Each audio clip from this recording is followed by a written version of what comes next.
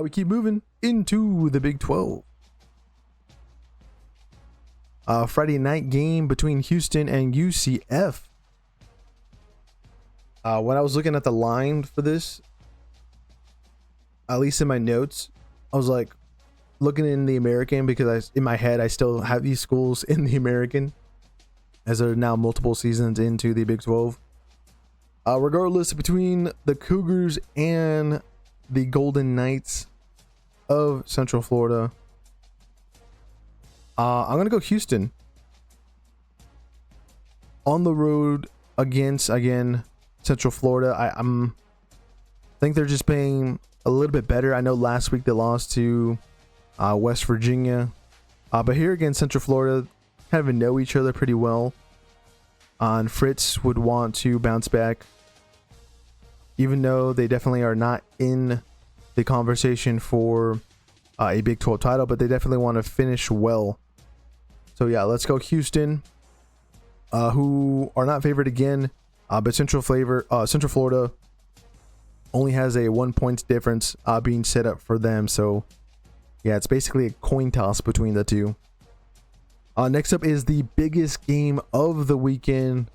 BYU heads over to Lubbock, Texas. Number 7 versus number 9. We got Cougars. We got Red Raiders. Satake, McGuire. It's going to be a hell of a matchup. Again, there in Lubbock, Texas. Game day is going to be there. And for this one, yep, I flipped my pick, guys. Originally, I went BYU. I have now flipped it over to Texas Tech. I don't really like it that much. I think BYU has a lot of elements where they could expose the Red Raiders. They just have to be able to run the ball effectively. We'll talk about some injury news for BYU when we get into the news section.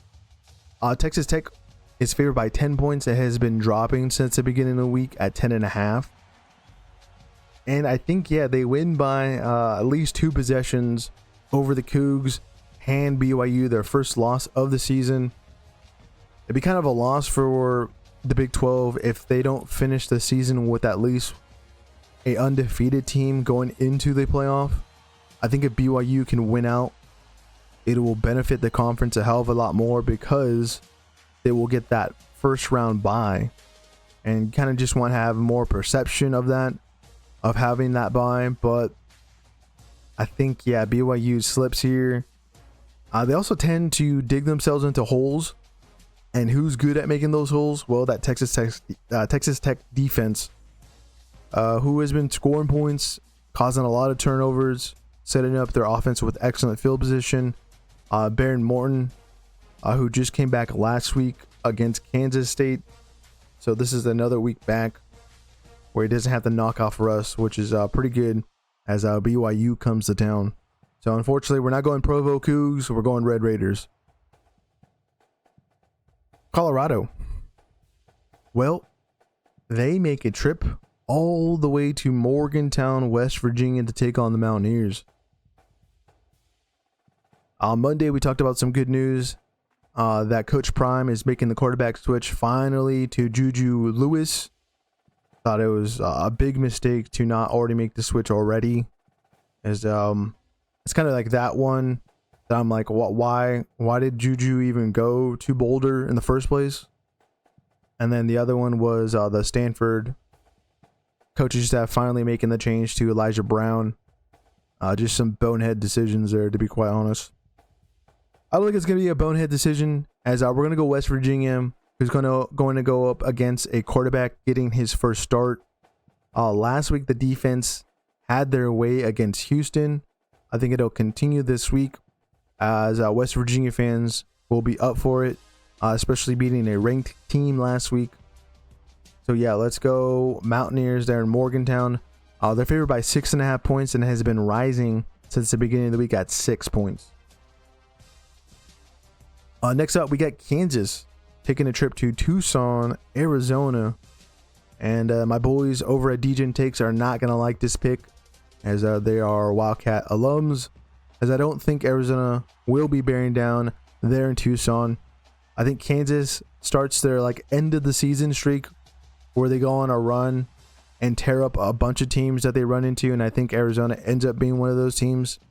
On top of that, we're going against the grain with this pick.